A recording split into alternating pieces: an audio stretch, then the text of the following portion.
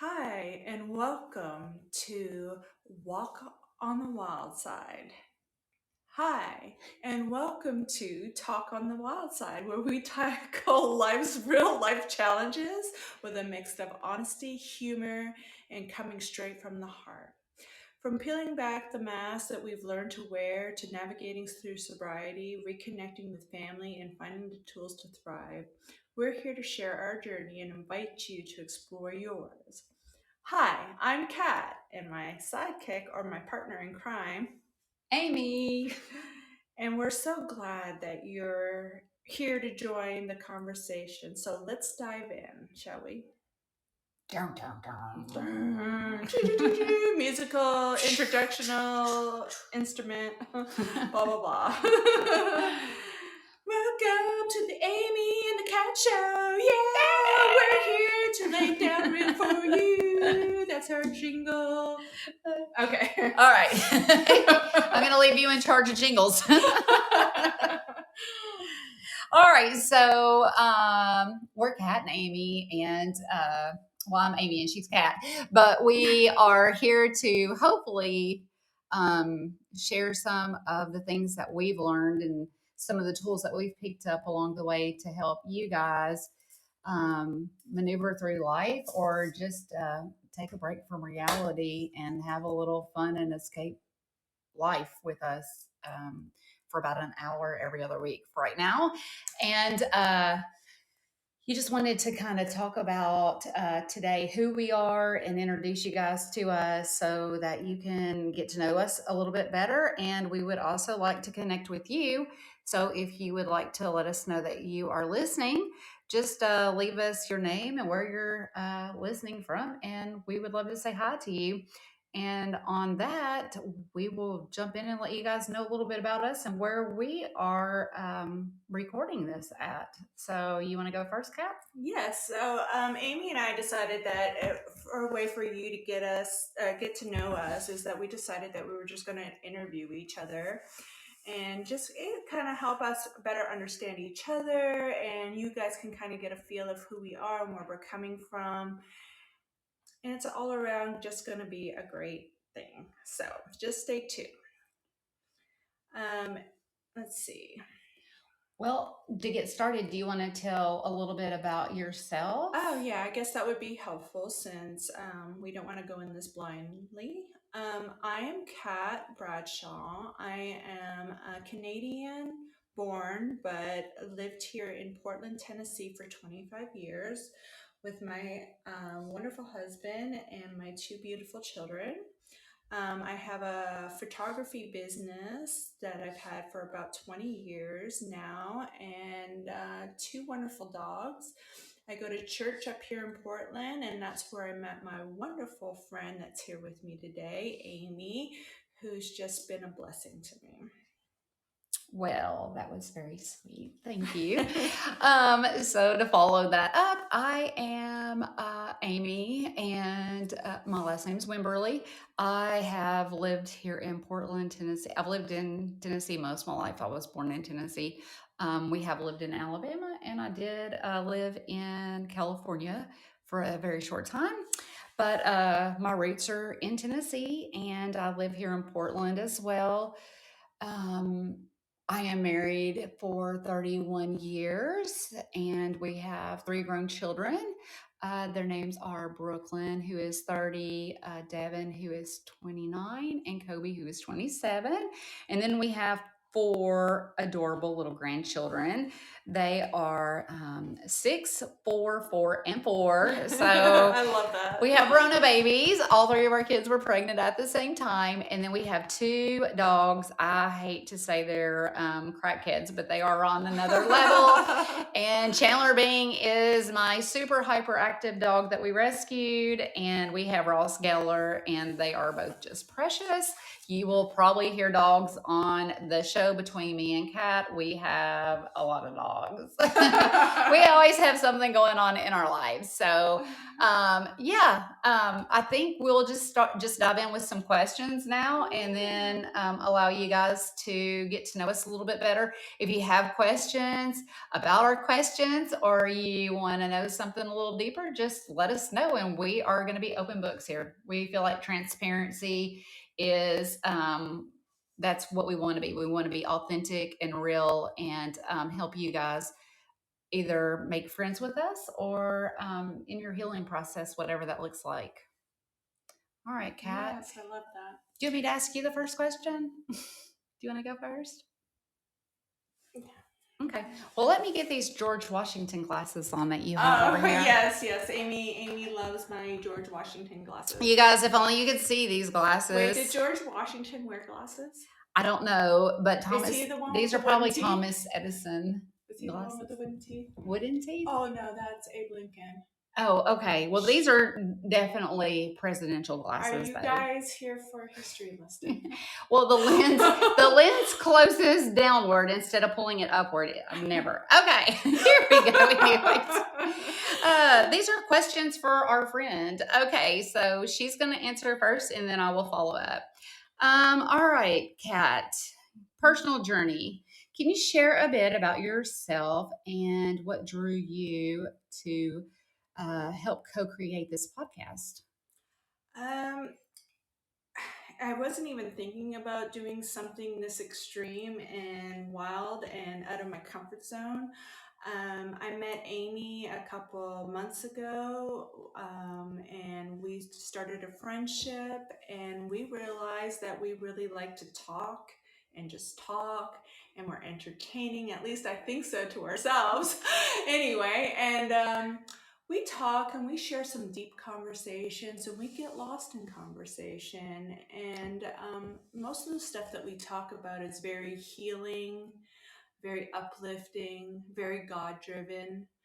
And we decided for our personal healing and journey, at least mine, is that it would be a great way to have a podcast to just pour out what's inside. And then hopefully maybe you'll need something and you just pick up on it and you can use it to benefit your life, and you can leave out the rest.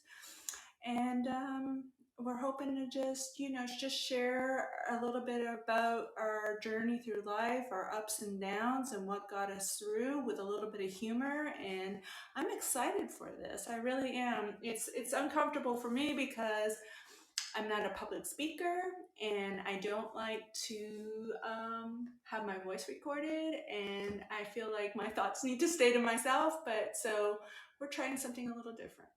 I love it. And I can relate to the I'm not a public speaker, and you have to really have an acquired taste for my Southern drawl. So if you're still here after here, I'm glad you stuck around. I'm very, very Southern, so I've been told. Yeah, I agree with everything Kat said. But we have actually known each other for quite a while, like years probably.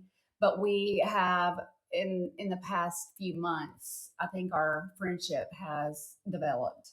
Yes. To where we want to know each other more, and we want to do life with each other. Absolutely. Yeah. And so I feel like recovery has definitely been a key role in that. So we are in a recovery program together. Also, we were friends before that, but like I said, it just has brought our connection closer.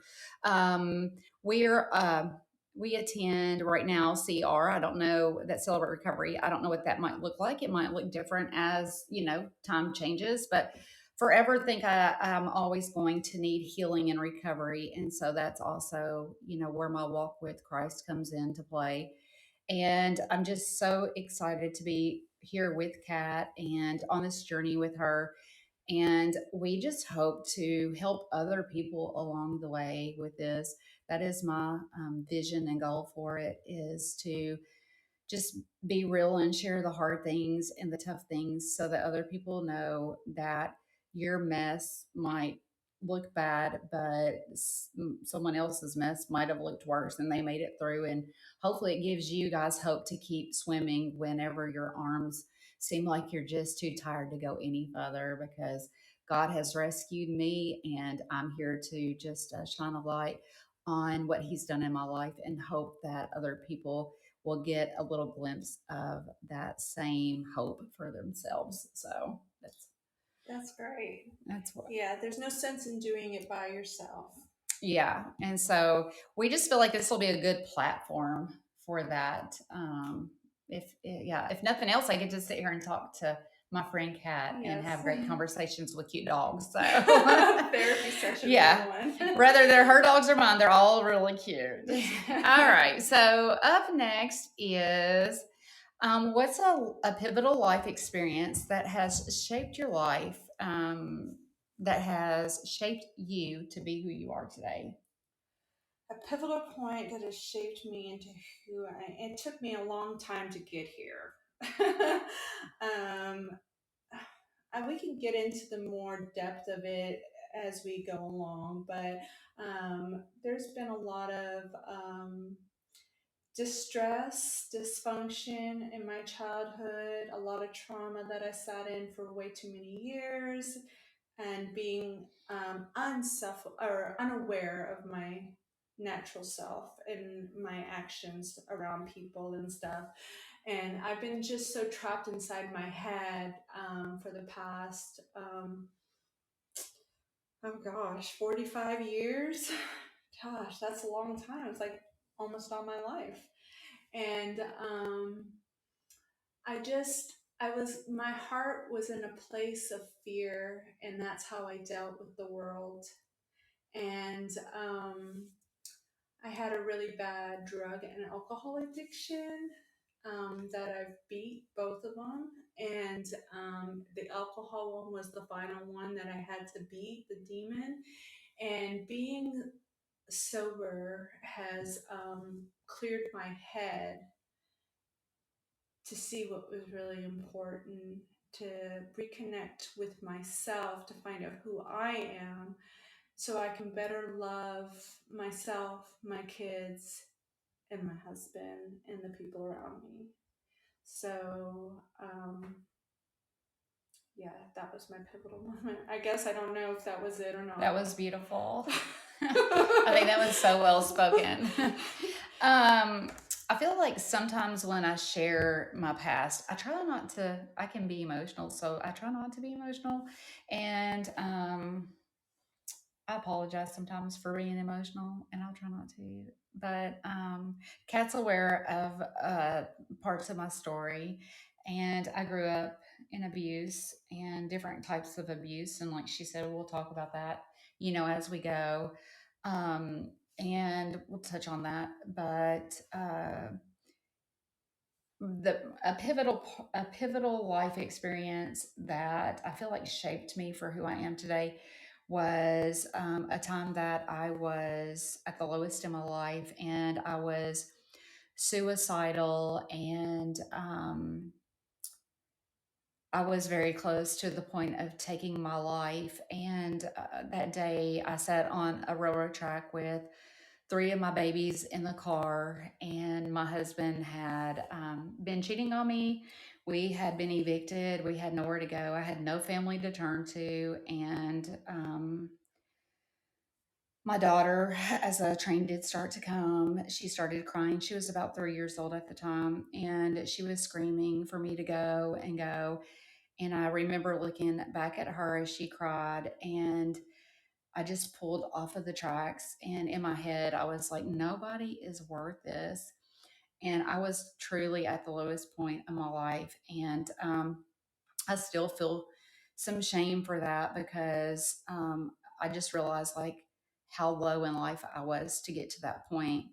And I went home, and that's when I just presented with my husband that either I was leaving. At that point, I didn't care if, I lived or died. So a safe home or a shelter or whatever looked better than, me taking myself and my kids out by a train. And so that's when, honestly, I decided that I had to create room for God in my life, and that change had to happen in my life. And I drove off of that track that day, a different person, and one that was ready to take chances that were hard because I had nowhere else to go. But also, as we share later, you'll find out that that's a really tough place that I have visited more than once. And we can talk about that another time, but that's truly what has, I feel like that was the beginning of my walk in trying to fight for myself and realizing that I didn't have to depend on other people or stay stuck in life based on, just because I couldn't afford a place to go or have family to turn to. Yeah. Um, there's still an alternative, like just checking out wasn't the only answer, And so luckily my daughter was with me that day. And so I tell her, like, you saved my life, and I'm very, very thankful and blessed that she did because I have a beautiful life today. So, I love that. I love that. all right. It's a little deep, right? Yeah, but it's just amazing as you continue to listen and hang in there with us and get to learn us. You'll realize um, Amy's got some pretty amazing, spectacular stories to tell us, triumph and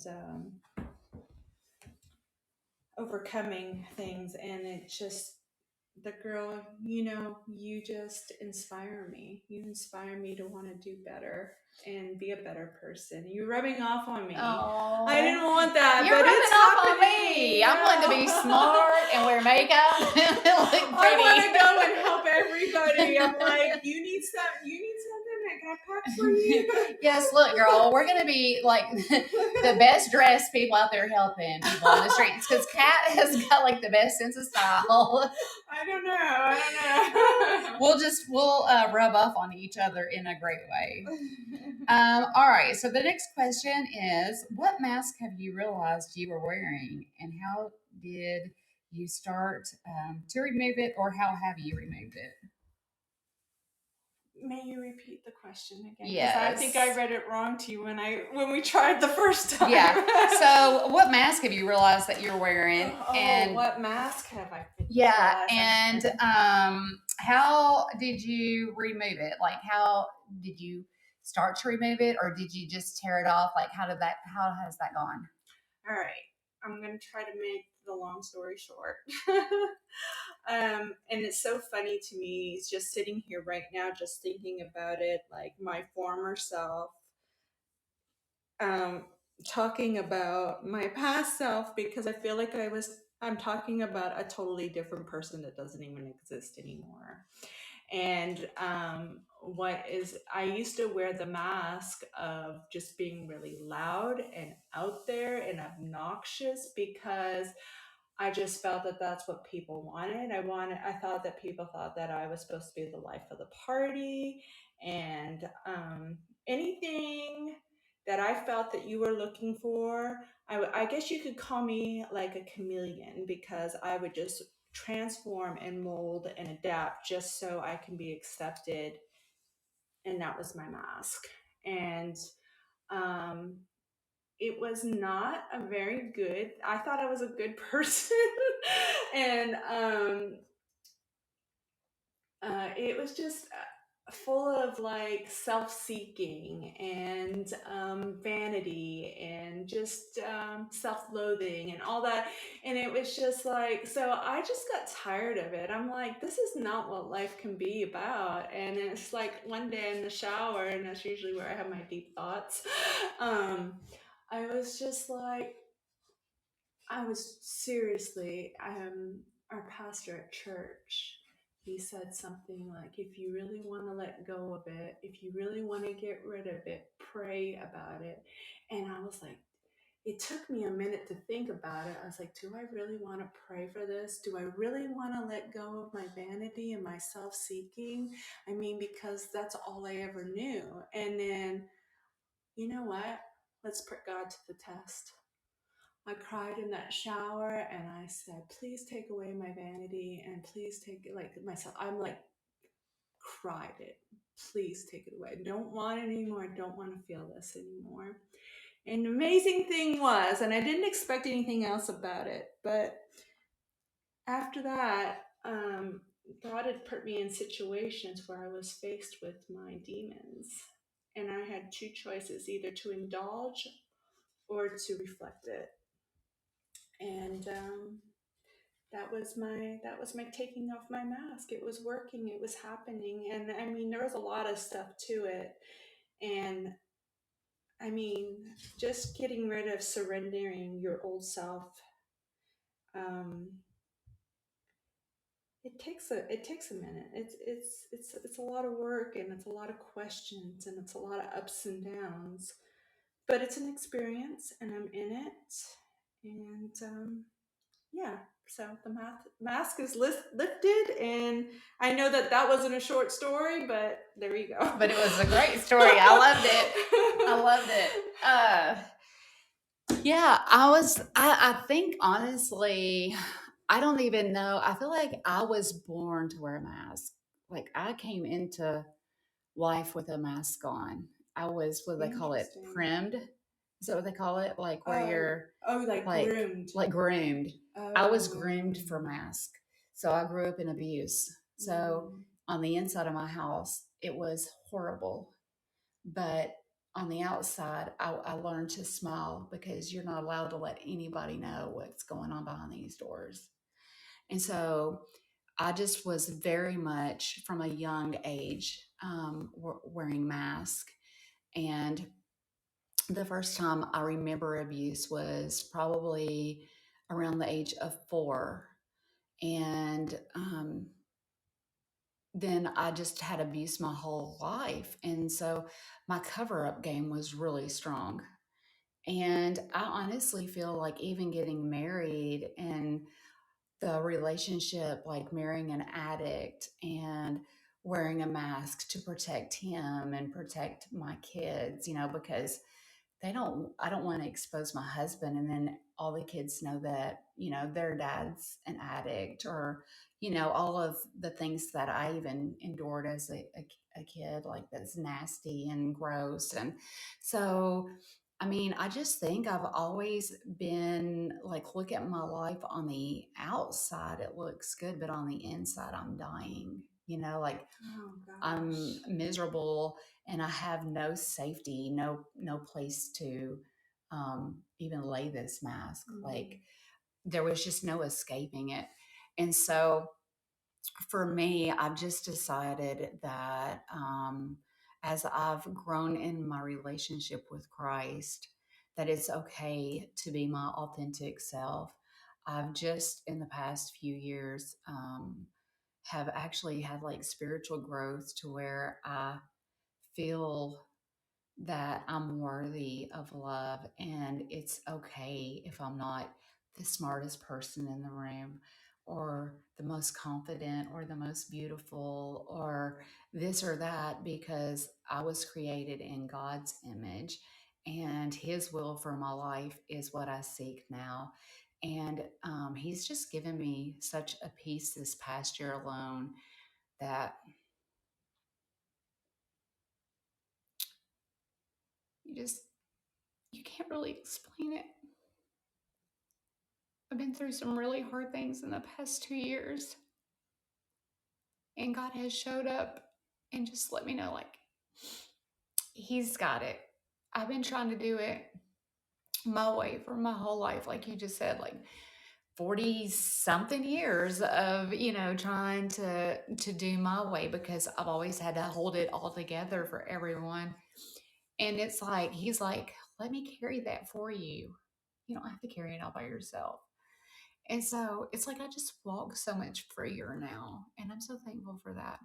So I think like it's kind of like slowly, but all at once, it's just really hard to explain because I'm having to like test the waters into trust and into this relationship. But the more I test it, the more I'm like, I don't want to wear it. it's heavy, it's uncomfortable, it's not made for me. It doesn't feel right anymore, you know? Yeah. And so for me, it's just kind of like I'm continuously, I'm an open book and I'm honest and authentic, but I'm trying to be a little bit more, when somebody says, "How are you?" knowing that sometimes it's okay to really share how I am. You know, I don't have to always smile and walk with a skip and say I'm fine, Yeah, you yeah, know. yeah. And so yeah, so mine, I'm gonna say mine is all at once and a little at a time. Well, you do walk with like when I see you walking and you smiling and everything, I'm like, I want her happiness and her peace. The joy comes from the Lord. I've always, I don't know, I guess I look back and I just thought that God hated me as a child and even as an adult and as in between. And I don't know, I just realized like he's always had to have his hand upon me because man, the things he's brought me through and carried me. And it's so weird to like look back and feel so separated from him, even as a child, but to see also that he was there carrying me the whole time too, you know, Yes. because I couldn't escape what I was in. Mhm. And I had no one else to blame but God, you know. And so it really made me have a hard time trusting him as I've walked into this relationship with him. I've kept him at like arm's end. And he was either there when I needed him to grab him and say, "Hey, I need you," or either to point the finger and blame him when things weren't going the way I thought they needed to go. So it's, you know, it's interesting how that works. Okay, Miss Cat. Let's see Can I have a follow here. up question for that? You can. Okay, so what was the point that turned your life over to being fully committed to Christ? That's a really good question. You know, I kept saying that I had like laid all these things down. I don't know if anybody can relate to this, but I have so many deep hurts. And I'm like, I kept trying to draw at strings for love, even if they were unhealthy. And I knew like I wasn't getting the love that others were getting or that even felt loving. But at some point, when you have no love, you're like any love, even if it's abusive love, was something. And so I would grab at that, and almost with all my relationships, because I didn't have a relationship with my mother or my father or my stepmother. Like all of the people in my life that were supposed to love me were the ones that hurt me. And I try to take the hurt from all of these different areas and leave it at the altar. Like literally at church, I would go and leave it at an altar. But the problem was, I think back then, was I didn't really have that relationship with Christ. And so I was doing God and doing church, but nobody was really helping me. Like I was almost like taking in milk like a baby but trying to do meaty things, you know? And it was like there was something missing in the middle somewhere. And I realize now that it was a relationship, but I didn't know what that looked like because all the relationships I've had been tainted, you know? Mm-hmm. And it's really hard to trust God when I haven't been able to trust anything else around me. So, but I realized I would leave it at the altar and then like later on in life, here it shows up and I'm still bitter or I have all these feelings of anger. And I'm like, how many times do I have to leave this at the altar? I just discovered last year you only have to leave it one time if you do it right. If you do it right. So it was like Groundhog Day. But yeah, all over I again. love the reference to that. I love that. Yeah, so I think it's just like I just got so sick and tired of being sick and tired. You know, it's like I keep giving all these people so much control over my joy and my happiness.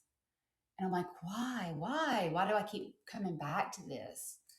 And until you truly surrender and truly give it to God, and that takes relationship and building trust. If you are somebody like me that struggles with it, it's a process but it was so worth it because now I'm like, oh, that's that peace they talk about, So I'm able to walk in that peace, and I still feel like I'm new. I've been going to church. I figured it out. I was doing my um, 12-step homework the other day. I've been going to church for like 27 years. Wow. Yeah, but I've just gotten churched in like the past three. I And, gotcha. and I mean, we've been going to the same church, so our local church we go to, I've been going there for 7 and 8 years, and I've grown spiritually even in those 7 to 8 years.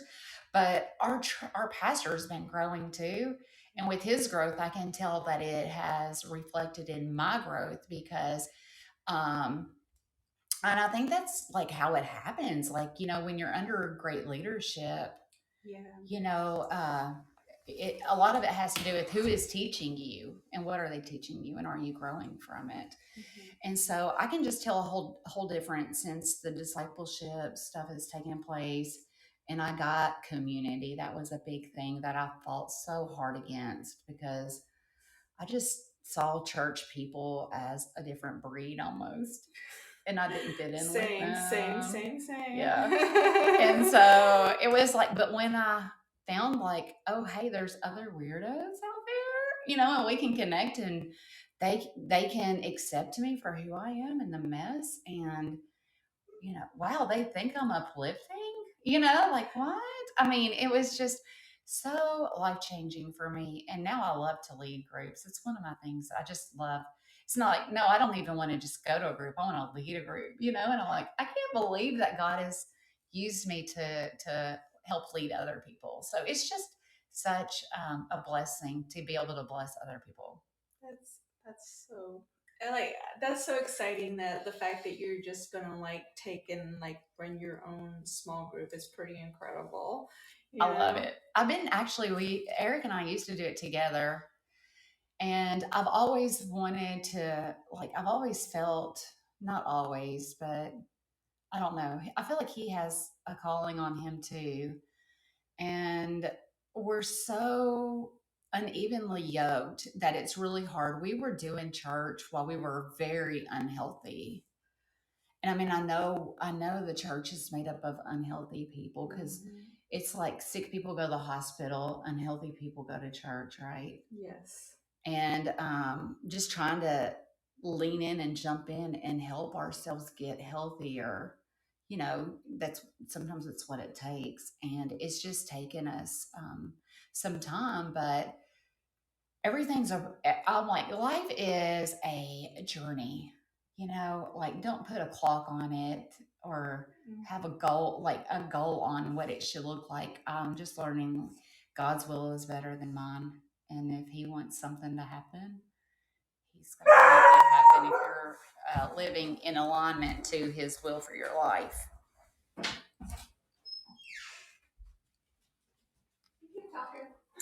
Okay. She had something. That was so good. Okay, the dog. That's okay. The dog.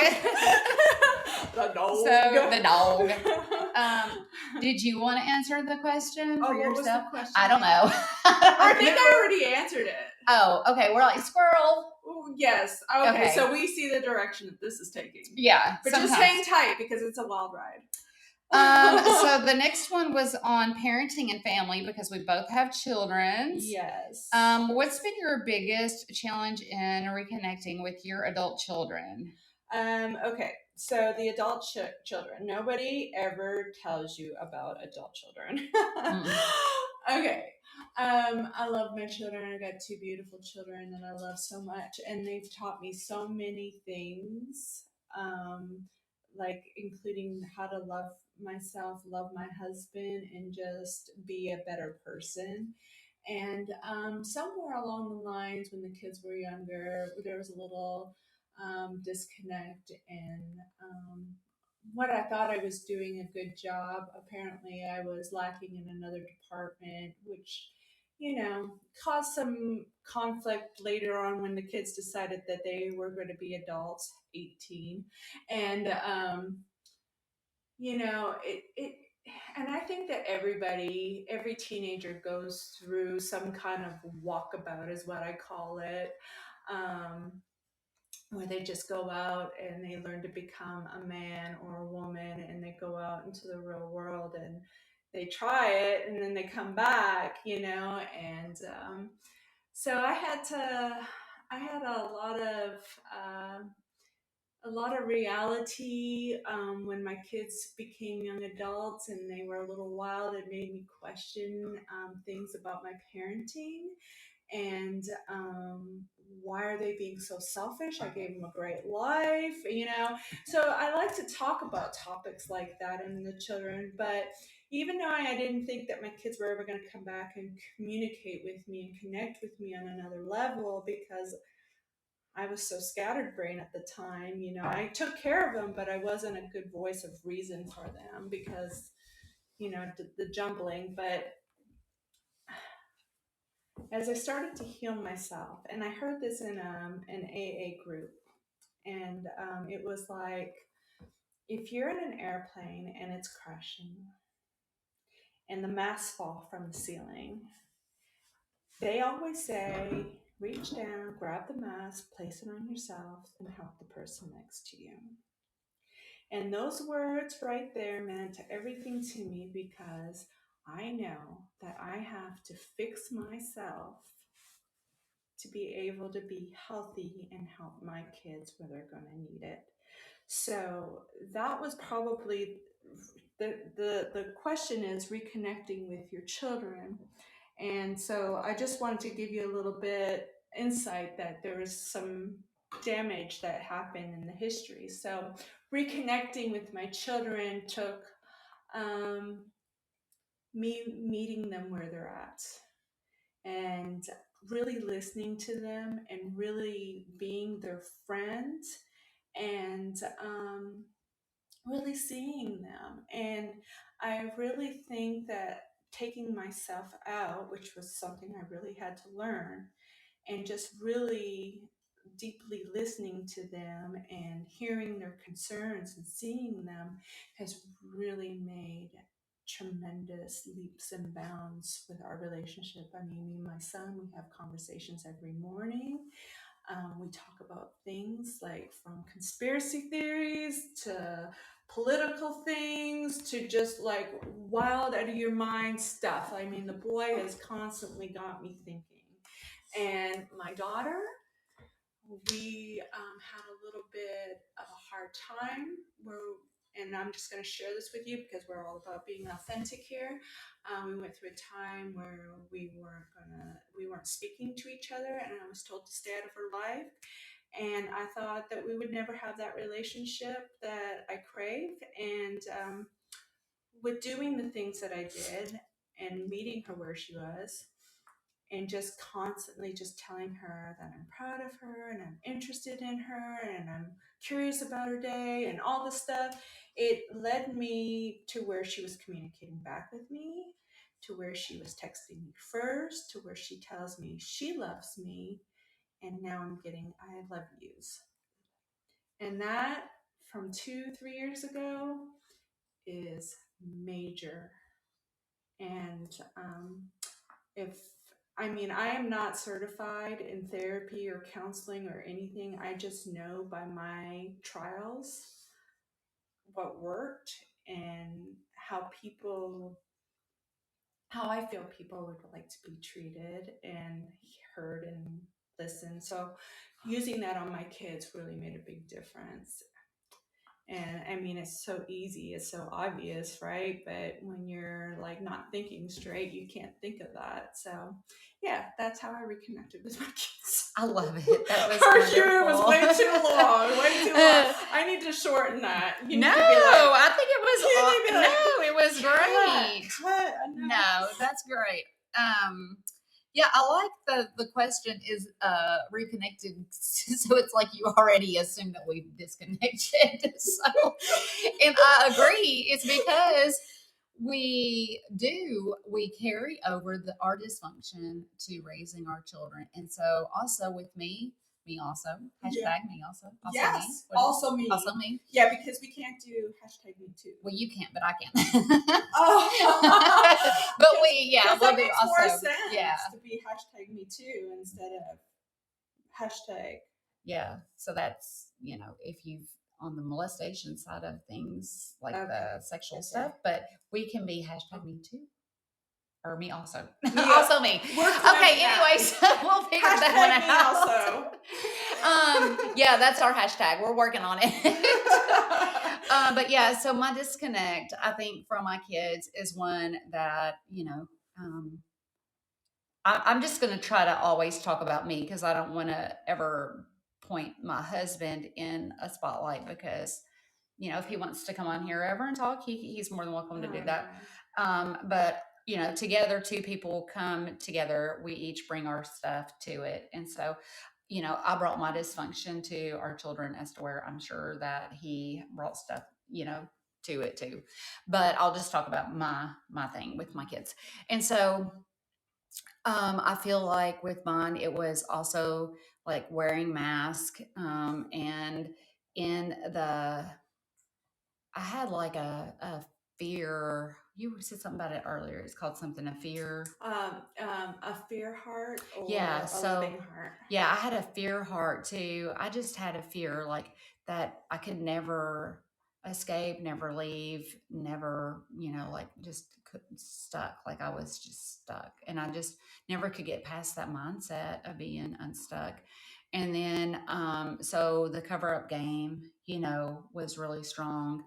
And also just trying to raise my children um, in that it looks good and then it's not good. And then, like it's up and it's down. And then was very controlling. Control is something that I've had a really hard time. Uh, and my kids grew up with a very controlling mother. And then OCD a little bit. And then I have a touch, or I have a touch of OCD and a lot of ADHD. And so back then, they didn't medicate. I was never medicated or diagnosed. And so I wasn't even on medicine for that. And then, of course, I had PTSD and then all kinds of depression, and none of that stuff was treated. And so all of that came out in my parenting. Like I was a yeller, like I would yell and scream at my kids all the time, very overwhelmed because I have all these things going on in my head and I don't know how to sort them. And then three children who are like 4 years apart, like it was a lot going on in my life. And so I feel like, yes, I can say I did the best I can, especially with what I was brought up in and the lacking of parental love and anything that I didn't have any of that. And so, but is that really an excuse or, like, does that give me a pass, And so now that I'm older and I'm working through my healing, like you said on yourself, like it just makes me more aware of the damage that I've done to my children. And I feel like you said, loving them where they are is so good and understanding that I cannot fix them, but I can be a listening ear to them. And my goal is to show them the love that I feel from Jesus now.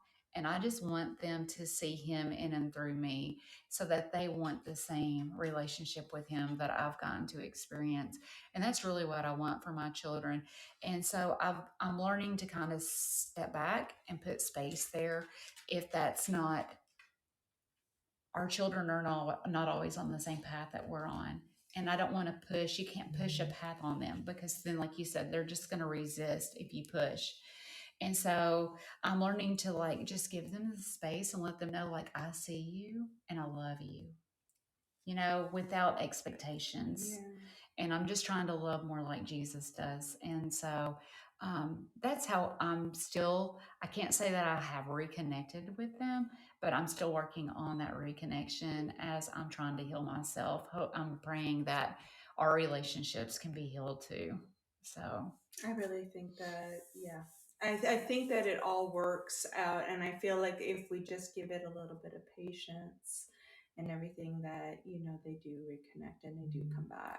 yeah, what was that I told you earlier that we don't get addicted or walk through our addictions or our dysfunction like overnight. Like Yeah. I've been walking through almost 50 years of dysfunction.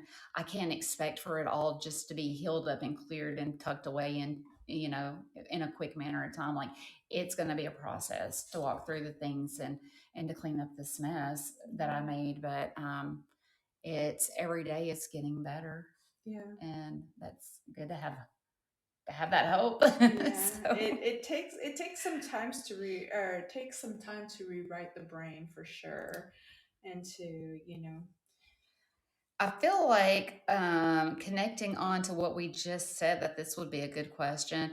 What's a coping mechanism or tool that you have found particularly powerful in tough times? in tough times. Okay. And even if it's something you can tell us, like where you've picked this little tool up at, like the little nugget. Did you pick it up maybe in CR? Have you picked it up at church or? I'm gonna let you go first on this question Okay. because I don't know how to answer this one. Okay. So for me, basically, I've had to allow my life to almost just like shatter, like to almost unbuild, just to knock everything down that we've built, because I've realized over the past year that this is not what God intended for my life. We've been doing our own thing because that's my control, right? I have Yeah. control. And so it's been more my will, our will versus His way, His will. And so, in order to get to the foundation that we're wanting to build on, or the foundation that my heart desires, is just got to tear a lot of things down. And it's messy and it's ugly and it's hard, and it's painful sometimes. I feel like I'm working constantly, and but within all of that, I have found that I was very codependent. And so in my recovery, I didn't realize how codependent I was, and not just on my husband, but on my children. And to the point to where I even realized that I had my children to love me, and so that I could love them, because I didn't feel like I had that love from anyone else. And so I was trying to create a feeling, or a life that I didn't have. And that has carried out my kids' whole life. And that's not fair for them. They were not created to love me, Yeah. you know? And so I did not realize how codependent I was on my children, and how much of my happiness and my joy was connected to my children. And so it has been very eye opening and very much testing to put my love and faith and my joy in Jesus and love Him first. It's like you were supposed to love God above all things, and my heart wasn't positioned correctly. And this has been something that I've really been working on in the past year. And it's been really hard that's a hard truth to admit, like that I've said I love God, but I had a situation that opened my eyes last year that really made me realize that yes, I love God, but I did not have Him placed as high on that hierarchy as He should have been. And so I've really been having to check my heart and really lean into looking for Him, for my joy, and for the things that He wants to fill me, instead of looking to other people to fill me with those things. And so I feel like maybe learning that I can't control other people, including my children, my husband, especially the people that I was finding or expecting my happy places to be, or, and that's not their responsibility. I'm only able to control myself, and I'm responsible for myself. And it's also been very freeing in a way, because now I don't carry the weight. So when something happens and it comes at me and somebody's not happy, I can say, I cannot fix that. That is Yeah. not mine to fix. I cannot fix that, but I can pray about it. Yeah. And so it's almost like a really big release too. So Yeah, I would just probably say that tool of realizing that I am not in charge or in control of everyone else. I'm not in charge and I don't want to fix them, you know, because when I put focus on other people, it's taking it off of me and I need to fix me, just like you said earlier. Yeah. So, by trying to fix other people, it's a distraction. It is a distraction. Yeah. And so I'm like, yeah, because I need work. And it's easier not to focus on my shortcomings and my lackings if I'm worried about everybody else's. So yeah, that's my tool. I don't even know what to call it, but it's yeah. It's a let them. Yeah.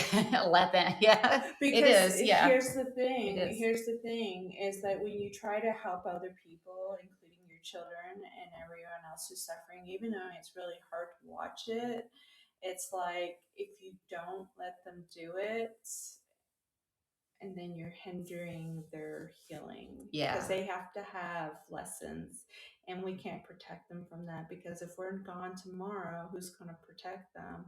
And that's a tough lesson. That's really tough for me too to realize.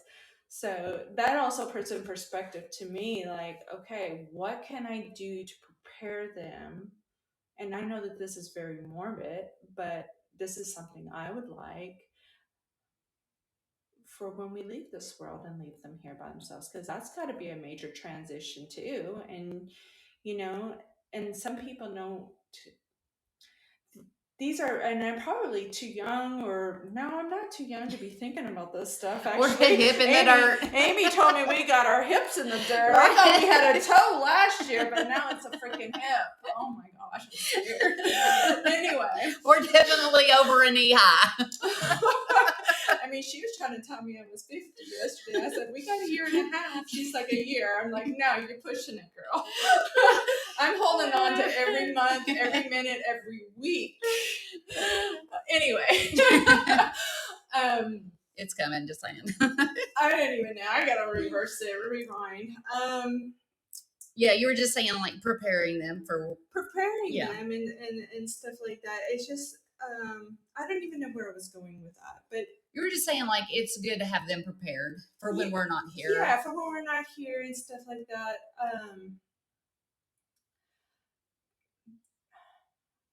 There was a whole point I had to it, but that's okay. We could just block that one out. That's why I'm gonna have to sit here with a notepad. Yeah, you're and fine. Just be like, okay, but yeah. So the tools in our toolbox. Yes, tools in the toolbox. So we did not ask this question on our episode that we didn't record. our our other one. So I thought it would be fun to do this. What is the funniest or most unexpected lesson that life has thrown your way? Funny. Like funny, haha. Funny. It's your question. I know, but I'm like, you reading it, I'm like feeling the pressure here. A funny lesson. Well, what if it could just be the funniest? What is the funniest story you have in life? I think it meant like funny queer, like funny, like a God thing. Okay. Like that kind of funny. Yeah. You know? Like God has a sense of humor? Yeah, like God has a sense of humor. Okay. I think that's what I meant when I wrote that. Okay, so what is that? I have really good ones. Okay. I have really good, like, oh man, that was weird. Or was that God? Yeah. What is it? But I can't think of an example right now. Do you have any of those? I'm thinking of it, but maybe it'll come. Well, I have one that's funny in the sense of what I think you're saying is. Okay. So my husband and I had 2 kids. Yeah. I was 18 when I had our first one, 19 when I had our second one. Just babies. Yep, we had a girl and a boy. So sent him to snip because they wouldn't tie my tubes because I wasn't 21. Oh, but you're old enough to have the babies. Right. Here I go. I was begging. I was like, don't you want to help get us off of government assistance, please? Like, no more babies. But they were like, no. So we sent him to get him fixed. And so he had his vasectomy done. And then, so we ended up getting pregnant again. Okay. And Devin and Kobe are 18 months apart. So 9, 10, 11, 12, 13, 14, 15, 16, like 9 months later. Because you have to get rid of like the semen like Yeah. 1,000 times, or else you're gonna get pregnant. Well, I don't even know how many times he had dumped it, but we don't want to go there. But I don't know. But I'm just saying it was 9 months later. So how many times like could have happened in the months? I don't know. We're not going to do that math. And your youngest one is the miracle. Yeah. So, but it was a funny ha ha. Oh yeah, that's a funny ha ha. That's the funny Yeah. ha ha I was looking for. So because we were so broke and we were just in such a terrible place in life too, and I ended up getting pregnant. And of course, he had the vasectomy, and he just knew it was someone else's kid. Like I definitely was out here, cheating and whatever.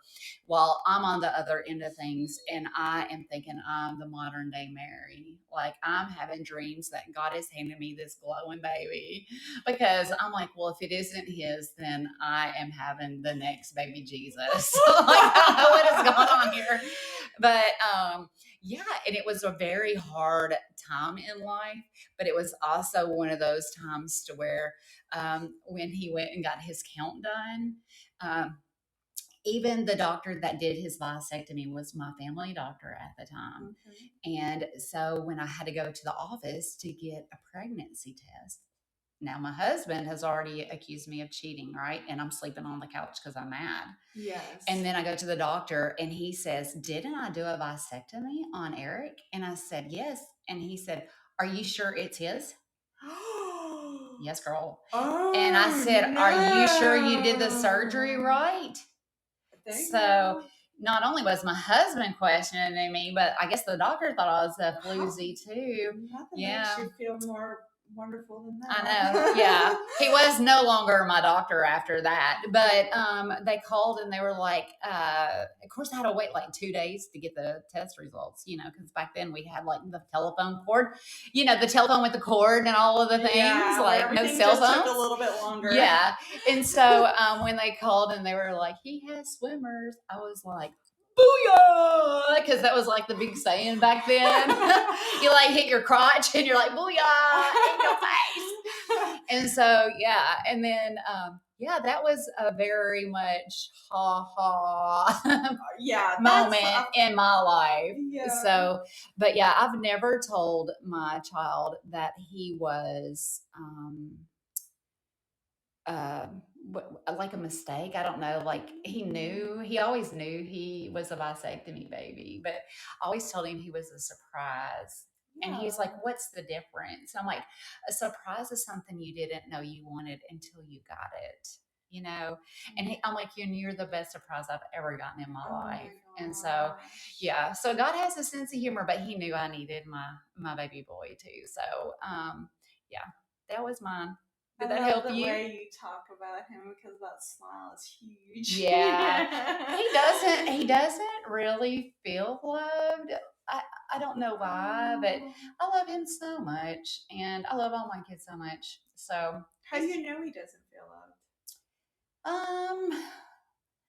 I feel like I just feel like that. He's like I don't want to speak on his behalf. He's not here, but it's just something that all of our kids have different things that they carry with them too. And like I said, I had a hard time. I don't really feel like I gave each of my kids my intentional time, because I was so broke half the time, and then the other time so scatterbrained, because I mean, if I was to try to even take one out, what would I do with the other two?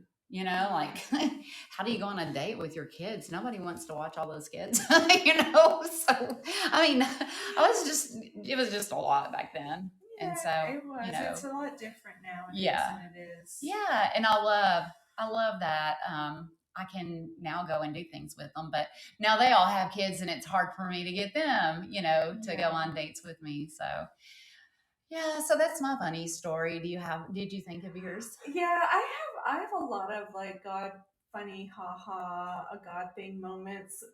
One of them it's just kind of lightheartedness, just a little bit here, just to lighten the mood. But I was asking God for patience because I'm always in a hurry and I'm worried and everything. And that was another one of those things. Let's test it out. Let's ask for patience. And God doesn't give it to you. He puts you in situations once again where you need patience. So guess what? My photography business took an unexpected turn where all of a sudden I became a newborn photographer. Nothing will teach you patience like newborns. Patience, grace, and tenderness. And because you're dealing with a newborn baby and they're very precious and I'm a stranger and you got new parents and they're overly protective. Whew. But also God has shown me and tested me with my patience with my children and just being patient and waiting. I'm going through some stuff right now. Maybe I'll share it with you later. It's requiring me to have a lot of patience. And I'm not just sitting here and wasting the patience. I understand the gift of having patience and waiting around. Um, so I'm very grateful for it. But that's my funny aha moment is that He sent you a bunch of babies. The newborns. And I love the babies, so keep bringing them. Yes. But yes, definitely. Yeah. That'd be like me praying for patience and then getting Chandler, my dog. It's like, but you did get Chandler. I know.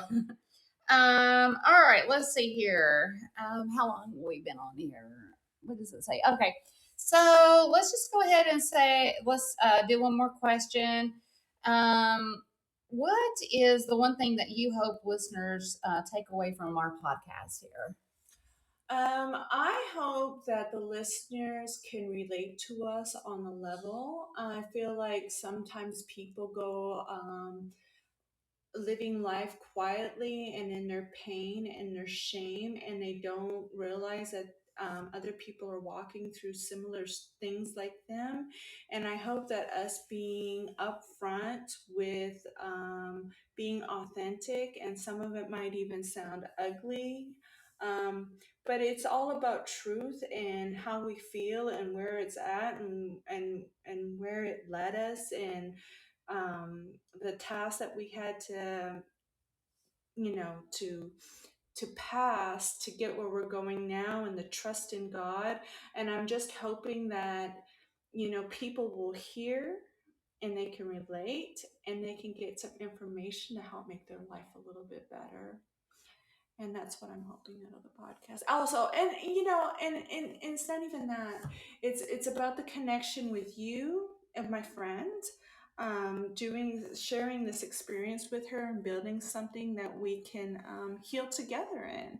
And so it's therapy, it's friends therapy, and I'm just very grateful for this, and it just seems so effortless, and it seems like it's meant to be. It's very comfortable. I agree. You're very comfortable. It's very comfortable. You're like my UGG house coat. I'm your house coat. Yeah. I don't know if you have an UGG can house you be coat. my slippers? Yeah, I don't know if you have an UGG anything, but you need to love yourself with Uggs. Okay, I'll get me some Uggs. I got fake Uggs. Well, I don't have any shoes that are Uggs, but I was blessed with an UGG house coat. Oh. Yes, and you are comfortable like my UGG house coat. Oh, yeah. I think that should be a sweater. It should be. It's a wonder y'all don't see me wearing it out. We're gonna have our own merch. Yeah, we're gonna have our own merch. Yes. I need like everything. Uggs, rugs. I have a blanket. Oh, it stood off for. But anyways, we are not in association with UGG. Yes. But if Uggs is out there and would like to sponsor us, yeah, we love Uggs. We'll take all your boots and your money too. Yeah. So please send Uggs our way. No, instead of hugs, we'll take Uggs. No hugs, just Uggs. Look, yes. We just wrote you a campaign. Yeah, nothing says love like Uggs. So, anyways, you are comfortable like my UGG house coat. Uggs, not drugs. Yeah, exactly. we're fixing to, that'll be a good segue to the next thing. So my vision for the podcast, or reasons that we're here for me, is also you. Like, we came in an agreement. We started sharing our conversations in our healing process, in our recovery journey, and we just realized, like, there's so many people who don't even truly understand that recovery is for everyone. Like, it's not just for people who are dealing with drugs and alcohol. It's anyone who has hurts or habits or hangups. And so recovery has actually drawn me and Kat closer together. And as we have been working on healing ourselves, we have been aware that hurt people, but helped people, healed people help people, and saved people serve people. And so I just feel like I'm closer to God when I'm serving others. And that is why I think I have such a heart for servant. Like, if anybody was to ask me, and one of the questions I had on the other list, we'll catch that next time, is going over love languages. And so, yeah, we'll touch on love languages next episode. But yeah, I feel like you just have to, like, find where you feel God uses you. And I think you shared a little bit of that today, like God. And it was so clear. It was like the clearest thing. It was so weird because I'm walking around and I'm thinking as I'm healing, what's my purpose? What's my purpose? What is this, just a bunch of hoopla that people are just saying, you're going to find your purpose? Because I'm like racking my brain. What is my purpose? Is it psychology? Is it through my photography? What is it? Like, it's just, and then it happened. It was clear and it was really obvious, and it's been there the whole time. And that's what I'm saying. I mean, like, I talk to God, and He reveals it, and it's just magical, and I can see it so clearly. But anyway, So yes. to feed on that, I feel like you're experiencing what I'm experiencing too. When we put Him before me, you before me, Yes. and let Him lead, His way is better than our way. And That so, is absolutely right. like, I mean, you just gave me goosebumps and a hot flash at the same time. well, that's menopause and the Holy Ghost. I mean, don't get me excited. Those are ghostly paws. So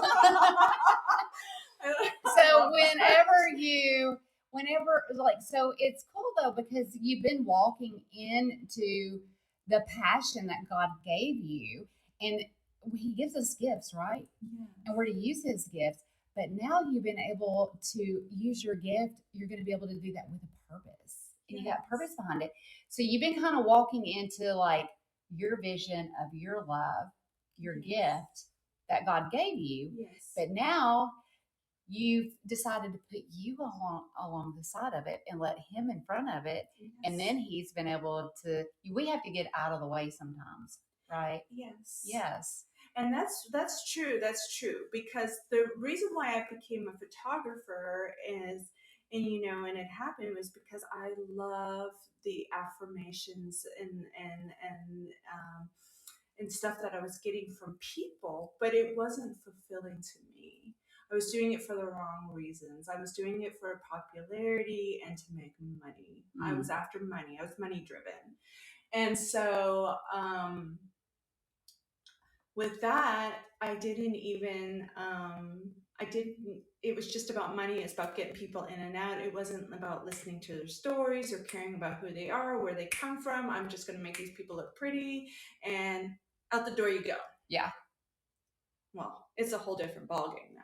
Yeah. It's not even about the money. I really don't care about the money anymore. I'm going to tell you what, and I never thought I would ever say that, but it is about the people. Yes. And I'm given the opportunity that all these people from all around come to my little studio in the middle of nowhere. In the middle of nowhere. Like, I'm serious. I'm like, my studio is in the middle of nowhere. Like, I'm sure that people probably think that they're going to get kidnapped when they come Yeah. Okay. It's beautiful. It's beautiful here in Nowhereville, though. It's so pretty. But I get it. I took myself out and I said, I'm just going to listen to these people. These people work hard. They're here. This is an experience. And I'm going to get, and you know what? I've never been so fulfilled in my photography since I started doing that. I love it. So that was a great example. It's kind of like there's a movie called Field of Dreams. It's forever old. I've never seen that. Oh, you got to watch it. Yeah. It's the If You Build It, They Will Come. Yeah. Yes, and it's a great movie. That's Kevin Costner. It is. You have to watch that. That's an oldie but goodie. Yeah, I love that. I've been. Maybe we can do an episode on money. Yeah, because I have had a very hard heart and chased the dollars and had to, do a lot of work on that area too. Probably because our poverty. Did you grow up in poverty? Yeah. Okay. Yeah. So we'll touch. We'll touch on that. So much for sure. to talk to you guys about. I mean, we've probably got enough to film a podcast probably every day for a year. Yeah. So we've hit an hour already. Really quick before we end, just wanted to touch base, if this is okay with you, Kat. I know we've talked a little bit about our recovery, but do you want to share with them like what you're in recovery for? Because I don't know that you shared it on this one. Yes. Yeah, and then I can touch on that a little bit because I always want to celebrate wins, and if it's hard, we can work through those things, and if we ever need to like pivot our questions or things like that, we are going to use this as a platform to talk through the hard things too, because every day in sobriety is not always an easy day. Yes, I agree. And I'm not, I used to be really shameful about telling people that I had an addiction. I used to hide about it. I'm like, no, not me. And people don't need to know that. But you know what? Addiction hits people in every shape and size, no matter where you're from, young and old. Yeah. Black or white, and or any, just, it doesn't care who you are. And so I just want to be authentic, that I'm not perfect. I'm far from it. I realize that now. And it's just like, so I have an addiction to prescription pain medicine that I've been cleared of for 10 years now. It'll be 10 years this March. And then also I am 142 days sober from alcohol. So those are wins. And you're going to get that 10-year tip too to celebrate that, because that is awesome. Oh, you think I should get my 10-year tip? Oh, definitely. You should get that chip. You think I'm deserving of that? Well, because I switched it from one addiction to another. Well, I don't know. Ask somebody.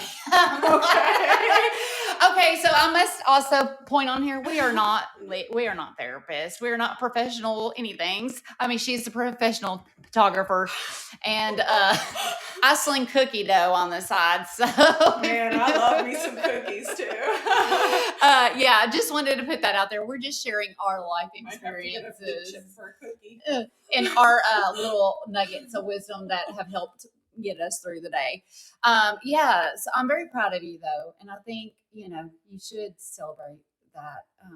And I know with addicts and addiction, usually we do switch one thing for another, but you might always have to have, you might always have something. I don't know. It's just that, you might be doing better. I'm just going to be addicted to Jesus from now on. That is what I'm talking about right there. He's my drug. Yeah, he is the drug of choice. Mine's coffee, and anytime we go to the meetings and stuff, they always have coffee. And right now we're on a fast, and it was kind of funny because I saw the preacher at the gym this week, and he's fasting coffee, which I'm not fasting coffee because Who does that? I'm fasting energy drink, so that's a miracle on its own. But he said something about when the fast was on, he's getting coffee. I said, "You'll be back on the bean." He's like, "Back on the bean." So yeah, I'm always on the bean, but yeah. So I just got my 6-month chip from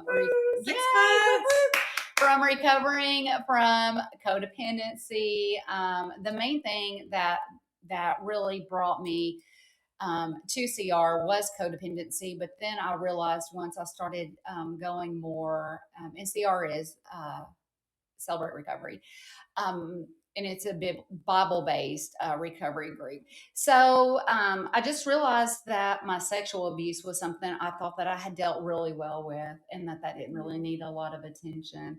But then as I switched over, I really found that was where I was supposed to be all along. And that once I found where I was supposed to be, then those roots really started to like take place and start sprouting a little bit more.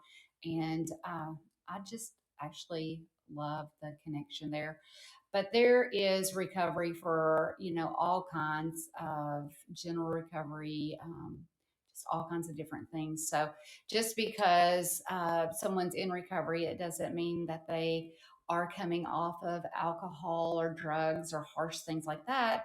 Um, any kind of hurt or anything that prevents you from walking into what God has called upon you is a hindrance in your walk with Christ.